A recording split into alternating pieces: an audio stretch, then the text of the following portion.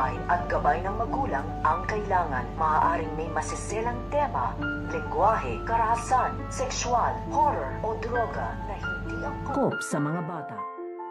Ito ang ating mga pakakatutukan at pakakaabangan dito nga lang sa Stolen Life. Dahil ito nga si Para ay mahuhuli na nga ito ng mga pulis dahil sa kanyang ginawang pagsugod dito nga kay Dayo sa ospital ay dito na nga muling pagtatagpuin ang landas nito nga si Para at ito nga si Lucy. At sa muli nga nilang pagkaharap ay dito nga nila mapag-uusapan ang tungkol nga sa nangyari nga dito nga kay Darius at kung ano nga daw ba ang ginawa nito nga ni Para dito nga daw sa kanyang asawa na ito nga si Darius. So ito naman si Para ay sinasabi nga na dito na wala nga siyang ginawa dito nga daw kay Darius at nakita na nga lang niya ito na walang malay at tuguan na nga daw dito. Kaya sinugod na nga niya ito dito nga daw sa ospital upang wala nga daw mangyaring masama dito nga kay Darius. At nangangamusta pa nga ito nga si Para dito nga kay Lucy kung kamusta na nga daw ba ito nga si Darius, kung nakaligtas nga daw ba ito at kung nagkamali na nga daw ba siya. So pakakaabangan nga natin dito ang muling pagkikita nito nga ni Para at nito nga si Lucy.